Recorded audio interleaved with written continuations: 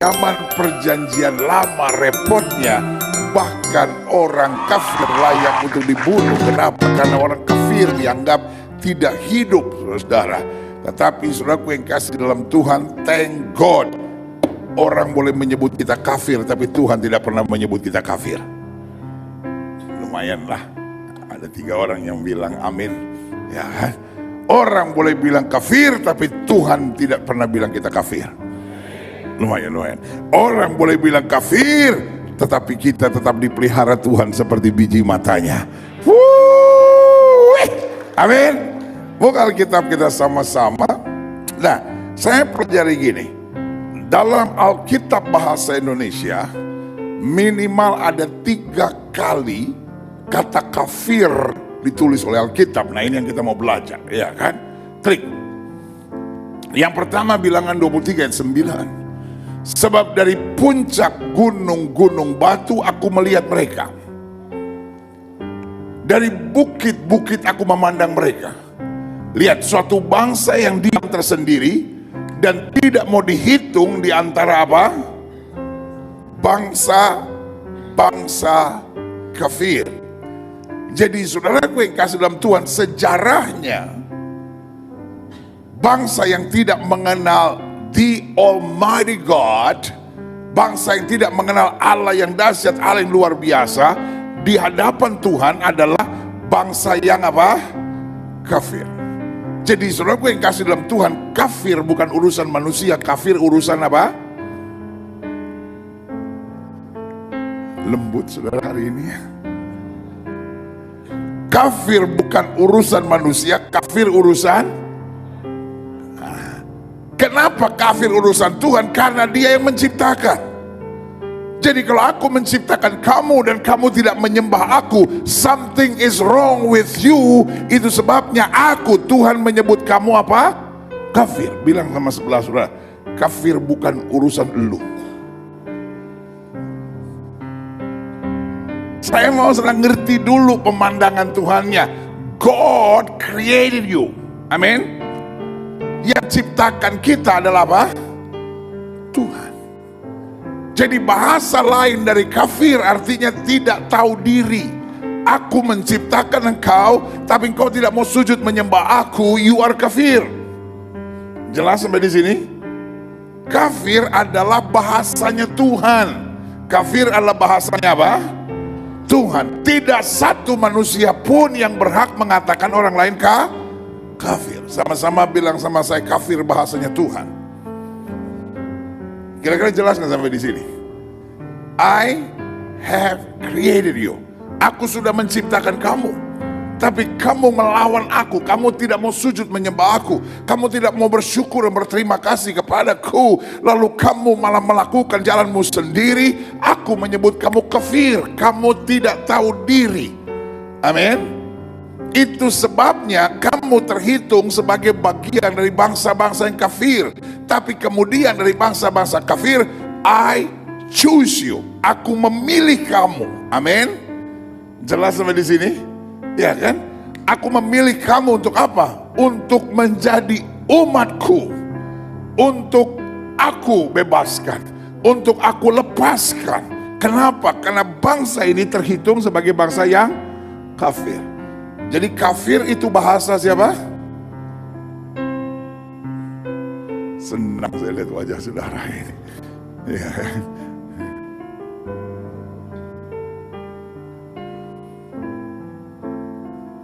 Kafir bukan urusan manusia, kafir urusan apa? Tuhan. Sama seperti tidak ada satu manusia pun yang bisa bilang, lu masuk neraka lu masuk neraka lu. Kenapa? Urusan sorga dan neraka juga urusan apa? Tuhan. Jelas sampai di sini? Kita lihat selanjutnya. Klik. Aha. Matius 5 ayat 22. Tetapi aku berkata kepadamu, setiap orang yang marah terhadap saudaranya harus dihukum. Siapa yang berkata kepada saudaranya apa? Kafir. Harus dihadapkan kepada mahkamah agama. Nah, kenapa harus dihadapkan ke mahkamah agama? Karena kafir bukan urusan manusia.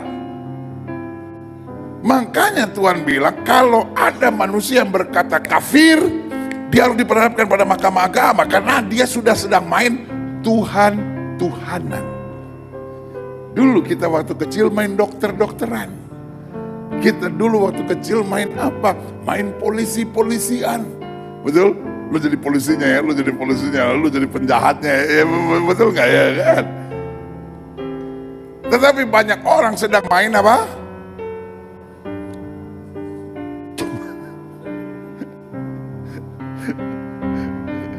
Sedang main apa? Tuhan-Tuhanan. Makanya Alkitab bilang barang siapa yang berkata kepada saudaranya kafir harus dihadapkan ke mahkamah agama, dan siapa yang berkata jahil harus diserahkan ke dalam neraka yang apa? Menyala-nyala. Karena urusan kafir, urusan jahil, ini urusan menghakimi orang, itu bukan urusan kita, itu urusan apa? Tuhan. Amin. Bagaimana kita bisa bilang orang lain kafir padahal kita juga sebetulnya kafir? Bagaimana kita bisa bilang orang kau ke neraka padahal kita sendiri sebetulnya diarahkan ke neraka, tapi kasih karunia Allah menyelamatkan kita. Amin. Jelas sampai di sini? Kita lihat selanjutnya, klik. Galatia 2 ayat 14. Tetapi waktu kulihat bahwa kelakuan mereka tidak sesuai dengan kebenaran Injil, aku berkata kepada Kefas di hadapan mereka semua, jika engkau seorang Yahudi hidup secara kafir, bukan kamu kafir, tapi kamu hidup secara apa? Kafir. Jadi ada orang yang sebetulnya orang kafir, tapi ada orang yang hidupnya seperti orang apa? Kafir. Lihat selanjutnya, ya kan? Jika engkau seorang Yahudi hidup secara kafir dan bukan secara Yahudi, bagaimana engkau dapat memaksa saudara-saudara yang tidak bersunat untuk hidup secara apa? Yahudi. Jadi konsep pada waktu itu ada orang-orang yang salah mengerti.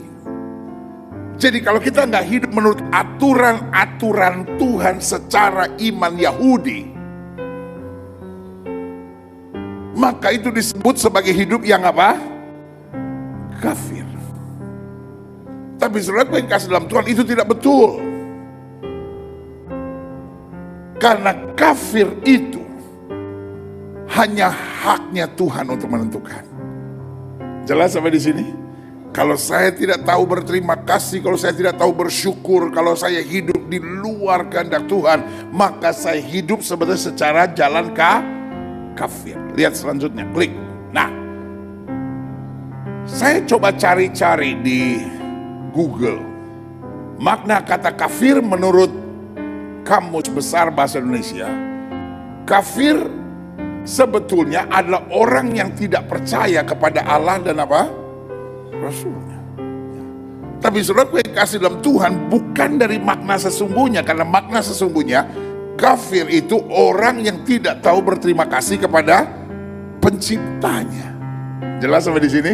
Kita lihat lagi satu lagi, klik. Nah, saya coba cari di Wikipedia. Kafir itu berasal dari bahasa Arab. Ya kan? Kalau untuk orang banyak disebutnya kufar.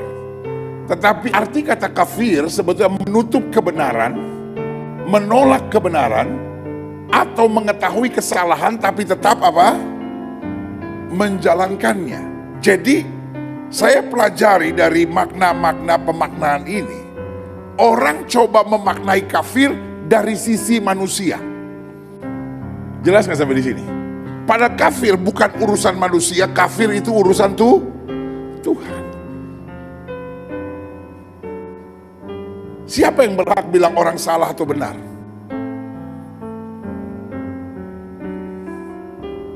Bu, menurut ibu, bapak salah nggak? Ya, suami saya yang salah. Tanya sama suami saudara. Menurut dia, suami atau istri yang salah? Ya, menurut suami istri yang salah. Siapa yang berhak menentukan salah atau benar? Negara. Betul kan? Ada seorang yang ditunjuk negara namanya apa? Hakim untuk menentukan benar atau salah. Jadi urusan benar atau urusan salah bukan soal saya. Betul? Karena kalau menurut saya semua orang salah, cuma saya yang benar. Nah, kalau konsep benar dan salah menurut manusia repot, saudara. Betul nggak? Iya kan? Setiap orang bisa bilang orang yang nggak saya sukai, orang yang nggak saya setujui, orang yang tidak melakukan seperti yang saya inginkan, saya sebut dia salah, saya sebut dia kafir, saudara. Tetapi kafir karena itu adalah term Tuhan, itu adalah urusan Tuhan, itu bahasanya Tuhan, manusia tidak berhak. Makanya Alkitab bilang, kalau kamu bilang kafir kepada saudaramu, kamu harus dibawa ke mahkamah agama. Jadi saudara yang kasih dalam Tuhan, kafir bukan terminologi manusia, kafir sebetulnya terminologi dari Tuhan sendiri.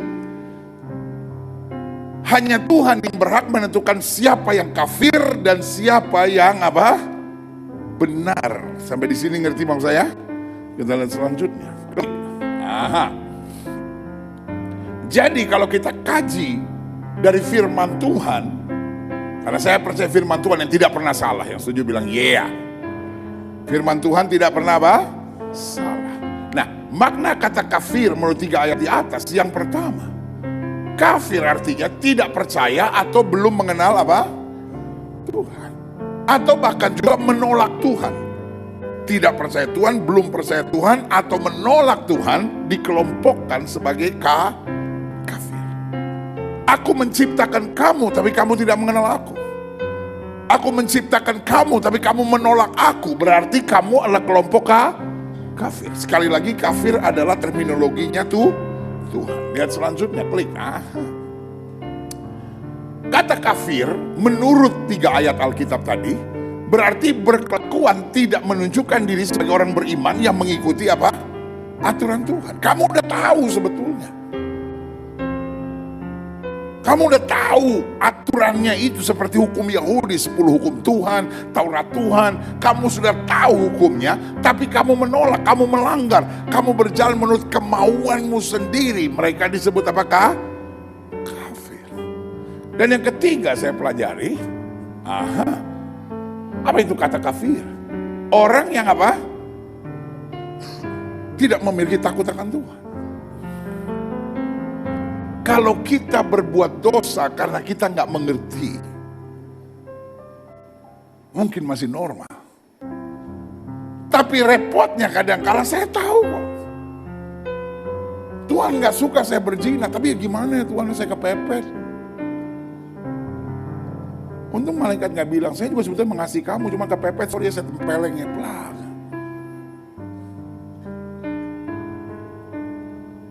Selalu saya bilang, mencintai Yesus tanpa takut akan Tuhan itu berbahaya. Ada orang yang mencintai Yesus tapi tetap berzina. Ada orang yang mencintai Yesus tetapi tetap hidup minum mabuk, judi. Ada orang yang mencintai Yesus tetapi tetap jadi istri piaraan. Ada banyak orang yang mencintai Yesus tapi tetap melakukan hubungan seks sebelum nikah. Ini yang saya bilang, mencintai Yesus tapi tidak takut akan Tuhan. Di bahasa lain dari kafir adalah munafik. Amin. Ngerti sampai di sini? Jadi siapa itu orang kafir? Adalah orang yang tahu Tuhan, ada di gereja, melakukan kegiatan-kegiatan agama, tapi tidak takut akan apa? Tuhan. Makanya dia lakukan kegiatan-kegiatan rohani, tapi pada saat yang bersamaan dia juga lakukan segala sesuatu yang Tuhan gak suka. Buat dia masa bodoh. Pokoknya yang saya suka itu yang saya jalankan. Life is not about yourself. Life is about pleasing God. Hidup bukan soal diri sendiri, tapi hidup soal menyenangkan Tuhan. Waduh, kalau saya jadi saudara pasti saya bilang amin. Lucu aja gue yang khotbah, gue yang bilang amin sendiri. Sama-sama bilang sama saya, hidup bukan soal diri saya. Hidup soal menyenangkan hati Tuhan. Sama-sama bilang, hidup bukan soal diri saya. Hidup soal menyenangkan hati Tuhan. Waktu kita menyenangkan hati Tuhan, maka Tuhan akan mengarahkan kita pada hal-hal yang dahsyat dan luar biasa. Berikan tepuk tangan yang meriah. Nah, klik. Selanjutnya saya pelajari di sini. Jadi, siapa sebenarnya kita di pemandangan Tuhan? Ingat, kafir adalah terminologinya Tuhan. Sama-sama bilang sama saya, kafir adalah terminologinya Tuhan. Tuhan yang berhak menentukan pada kita apakah kita kafir ataukah kita orang benar? Jadi hari ini kita ketemu lawan kata kafir. Lawan kata kafir apa? Tidak kafir, puji Tuhan saudara. Lawan kata kafir apa? Tidak kafir. Ampuni mereka sebab mereka tidak tahu apa mereka perbuat. Lawan katanya merah tidak merah, lawan katanya pergi tidak pergi, lawan katanya kenyang tidak kenyang saudara. Makanya sekolah. Lawan katanya kafir apa? Orang benar. Amin. Nah, yang berhak menentukan orang benar bukan saya. Saya nggak bisa bilang saya orang benar, ya kan? Saya nggak bisa bilang saya orang kafir, karena hanya Tuhan yang menentukan siapa yang berhak masuk surga, siapa yang berhak masuk neraka. Nah, saya pelajari di sini siapa kita di pemandangan Tuhan. Lihat 1 Petrus 2 ayat 9 sampai 10. Tetapi kamulah bangsa yang terpilih, imamat yang rajani, bangsa yang kudus, umat kepunyaan apa?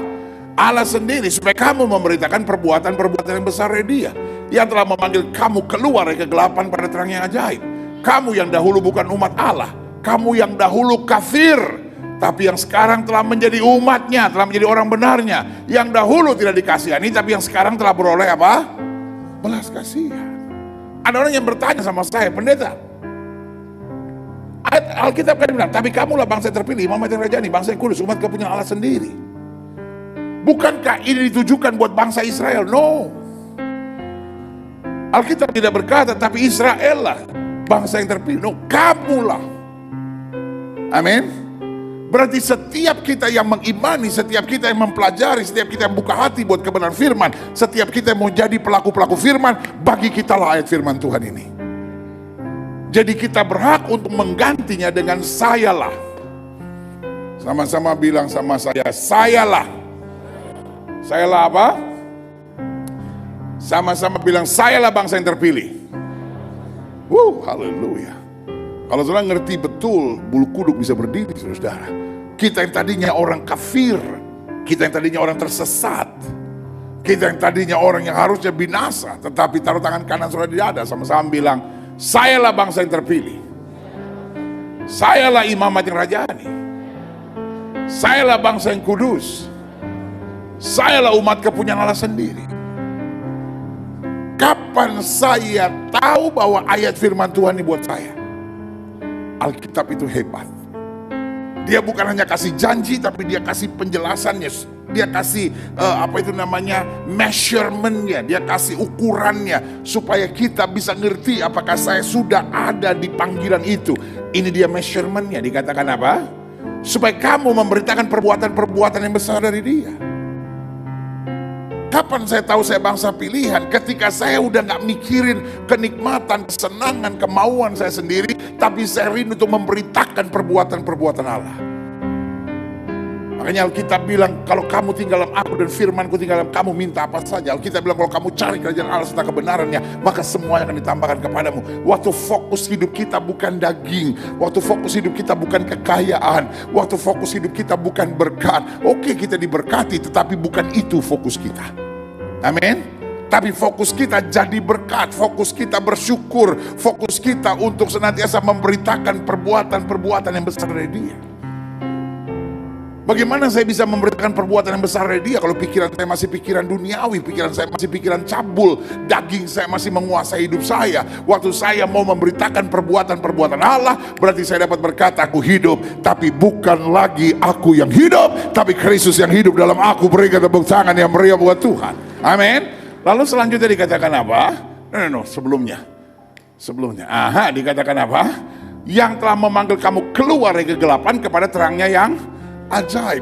What is the measurement? Gimana saya tahu bahwa saya adalah bangsa yang kudus, umat kepunyaan Allah, imamat yang rajani? Yang pertama, waktu saya tahu fokus saya hanya perbuatan-perbuatan Allah. Dan yang kedua, waktu saya sudah dipindahkan. Sama-sama bilang sama saya, dipindahkan. Ingat, terminologi kafir adalah terminologi Allah. Jadi harus ada tindakan Allah. Saya tidak bisa meninggalkan kegelapan dengan my own strength. Saya nggak bisa tinggalkan kegelapan dengan kekuatan saya sendiri. Saya hanya bisa tinggalkan kegelapan ketika darah tercurah, yang lama berlalu, yang baru sudah terbit. Amin. Sama-sama bilang, sayalah bangsa yang terpilih. Sayalah imamat yang rajani. Sayalah bangsa yang kudus. Saya umat kepunyaan Allah sendiri. Jadi kalau hari ini ada orang bilang sama saudara, kafir lu, cukup jawab satu kata, tadinya.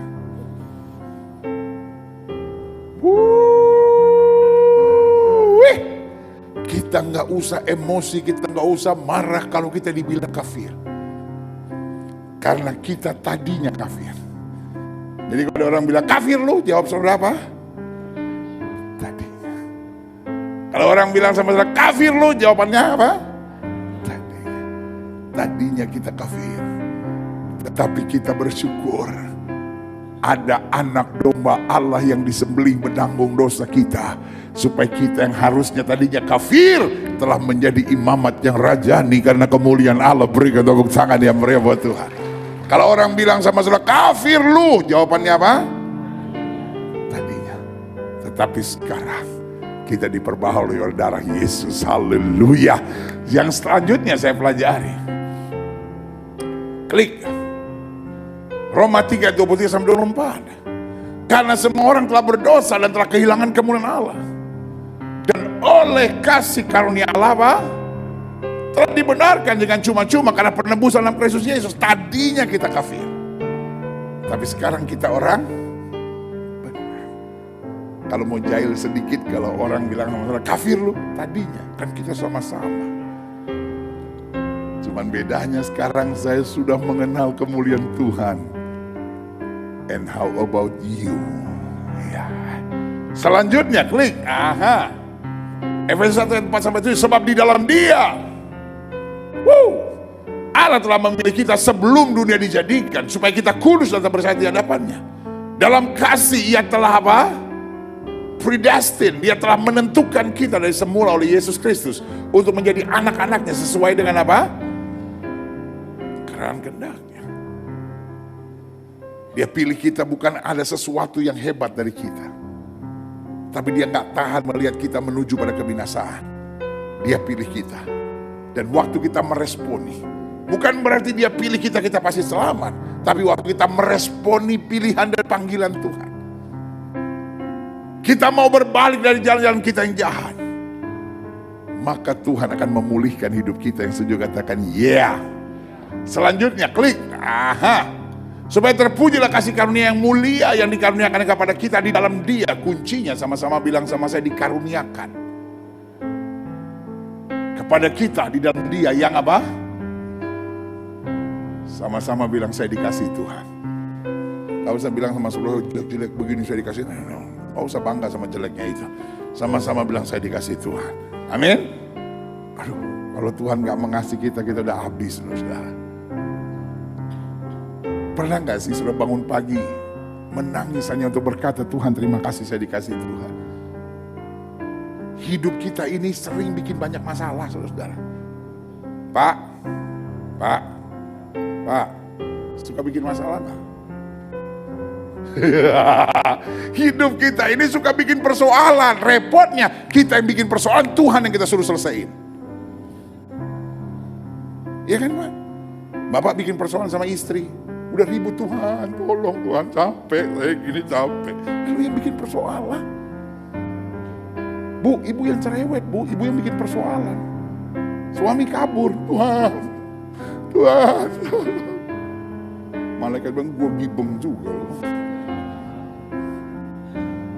Kita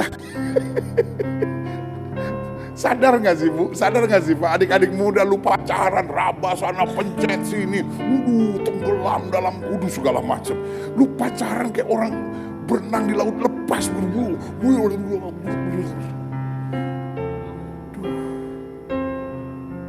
Malaikat juga lihat sudah udah emosi kali, kalau gue yang Tuhan gue muntahin lu. Kita yang suka bikin persoalan dan kita minta Tuhan yang beresin. Dan hebatnya begitu dahsyatnya Tuhan mengasihi kita. Kita bikin kacau semua, Dia pulihkan lagi, Dia berkati lagi, Dia berkati lagi, Dia kerjakan mujizat lagi, Dia indahkan hidup kita kembali. Berikan tepuk tangan yang meriah buat Tuhan. Haleluya. Sama-sama bilang saya kagum akan Yesus. Coba deh hidup tuh jangan mikirin persoalan terus, tapi coba hidup tuh mikirin kebaikan Tuhan. Kadang-kala kita bangun pagi bisa menangis, saudara. Kita cuma bilang, Tuhan terima kasih. Saya ini tukang bikin persoalan kacau-kacau. Tetapi Tuhan pulihkan yang selalu dahsyat dan luar biasa. Itu karena Tuhan sayang sama kita. My God is not a gregetan God. Kalau Tuhan gregetan sama kita, aduh udah habis kita, saudara. Aduh diremes kita. Selesai. Kelar hidup lo. Tapi Tuhan begitu sayang. Setiap kali lihat kesalahan kita, Dia perbaiki lagi, Dia perbaiki lagi. Dia jadikan hidup kita lebih indah lagi. Berikan tepuk tangan yang meriah. Selanjutnya, sebab di dalam Dia dan oleh darahnya kita beroleh penebusan, yaitu pengampunan dosa menurut kekayaan kasih karunia-Nya. Klik selanjutnya. Titus 3 ayat 4-7, sengaja ya ayat-ayat ini saya sampaikan supaya saudara bisa membandingkan antara pandangan manusia tentang diri saudara dengan pandangan Tuhan terhadap apa? Dirimu. Titus 3 ayat 4-7. Tetapi ketika nyata kemurahan Allah, sama-sama bilang sama saya, kemurahan Allah, juru selamat kita dan kasih-Nya kepada manusia. Pada waktu itu Dia telah menyelamatkan kita bukan karena perbuatan baik yang telah kita lakukan. Bukan karena apa? Sama-sama bilang bukan karena perbuatan baik. Tetapi karena rahmat-Nya, oleh permandian, kelahiran kembali, dan oleh pembaruan yang dikerjakan oleh Roh Kudus. Nah, saudara yang kasih dalam Tuhan, pembaharuannya dikerjakan oleh Roh Kudus. Tapi niat dibaptisnya, niat meresponinya, niat meninggalkan dosanya, niat untuk hidup dalam kebenaran Tuhan, itulah tanggung jawab kita. Sama-sama bilang sama saya, ada bagian Roh Kudus dan ada bagian saya. Meskipun kita mendapat kasih karunia, tapi kita juga harus berbuat sesuatu. Jelas? Kita lihat selanjutnya, klik. Yang sudah dilimpahkan kepada kita oleh Yesus Kristus juru selamat kita, supaya kita, sama-sama bilang, supaya saya sebagai orang yang dibenarkan oleh kasih karunia-Nya berhak. Sama-sama bilang sama saya berhak untuk menerima hidup yang kekal sesuai dengan pengharapan kita. Sama-sama bilang, saya berhak untuk menerima kehidupan yang kekal. Berikan tepuk tangan yang meriah buat Tuhan. Haleluya. Bali, amin. Yeah. Engkau berhak. Balai Kota, engkau berhak. Cibubur, engkau berhak. Modo Inding, engkau berhak. Tamres, engkau berhak. Gading Marina, kecuali. Wih, pendeta, engkau berhak. Amin. Bekasi, Agaton, engkau berhak. Semua, taruh tangan kanan sudah di dada, sama-sama bilang, saya berhak untuk menerima kehidupan yang kekal. Berikan tepuk tangan yang meriah buat Tuhan. Cibubur, engkau berhak. Setiap kali setan berbicara kepadamu, kamu kafir, kamu gak benar, hari ini kita bilang, saya berhak karena kasih karunia Allah yang sempurna. Berikan tepuk tangan yang meriah. Selanjutnya, berarti firman Tuhan sangat jelas dan tegas dari pihak Allah. Sama-sama bilang sama saya, itu lebih penting. Pandangan manusia berubah-ubah. Hari ini dia bisa bilang kau kafir, pas dia pengen pinjam duit sama saudara, oh ya Bapak kan orang baik. Pernah gak saudara ketemu gitu? Orang bilang, oh kafir, pas mau pinjam duit. Bapak orang baik. Ya.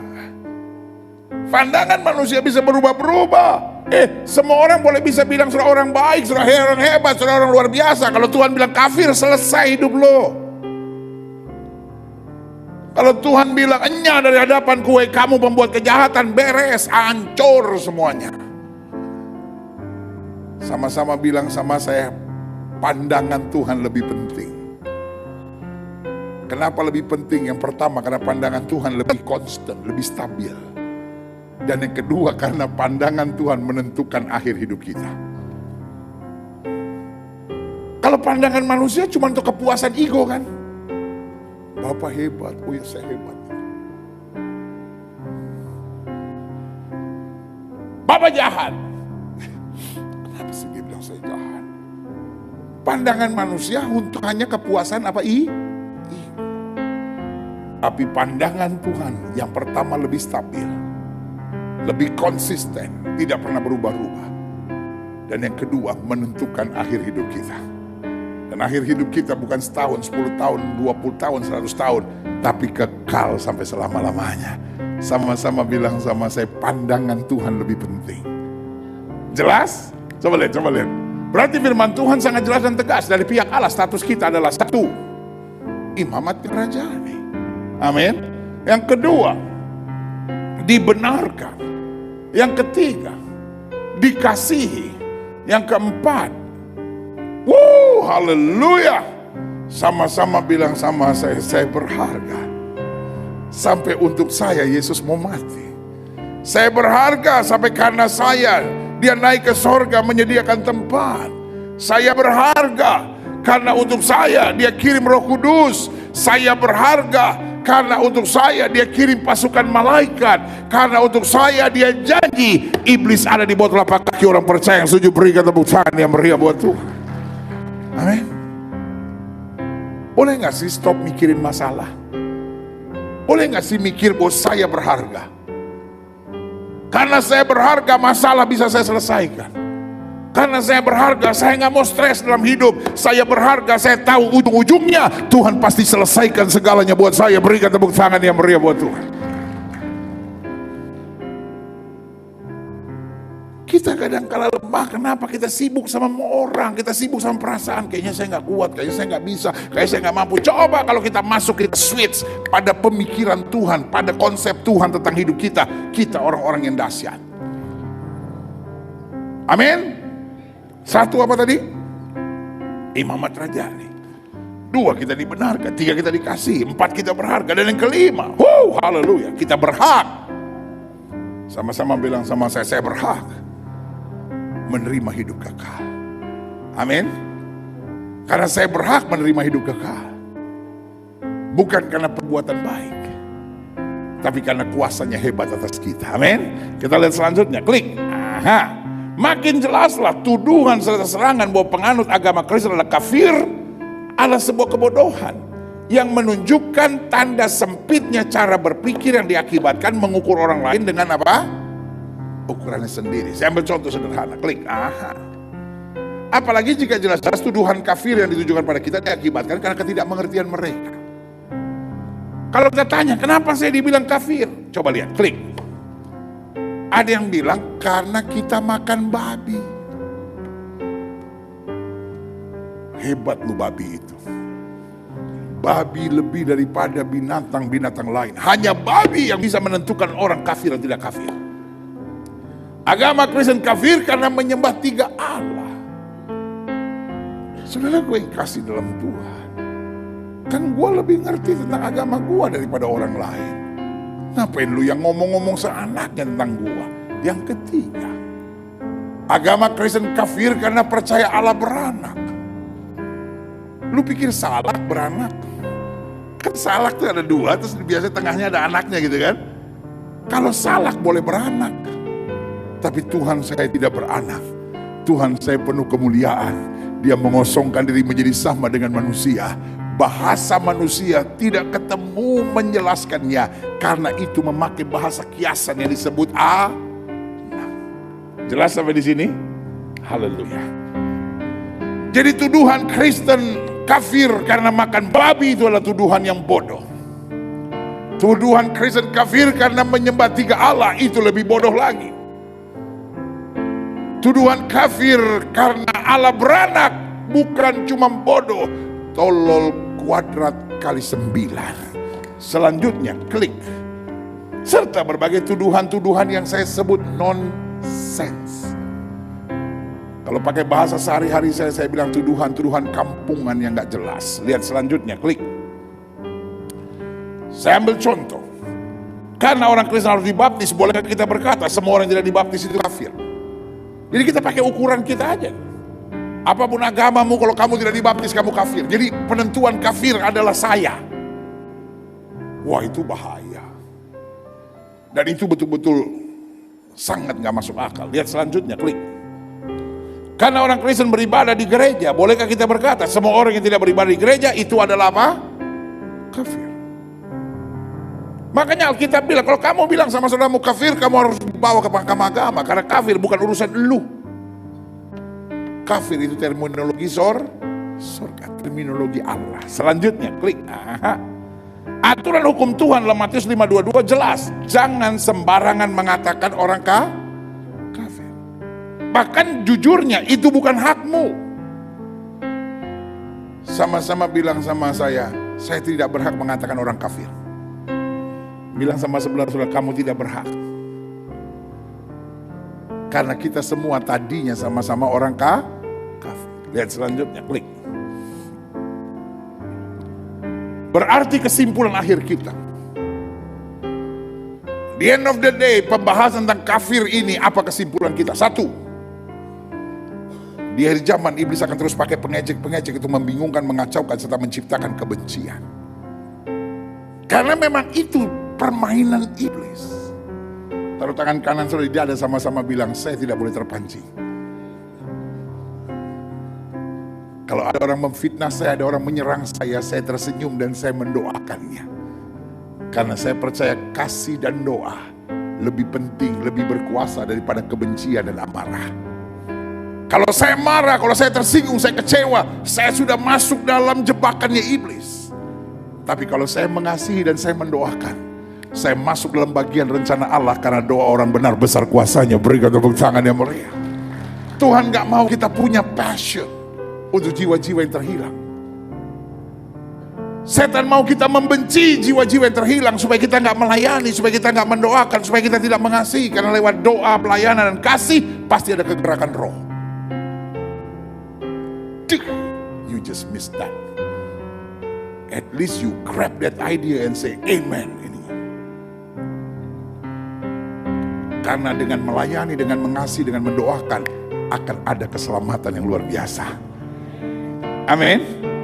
Iblis gak mau kita melayani, iblis gak mau kita mengasihi, iblis gak mau kita mendoakan.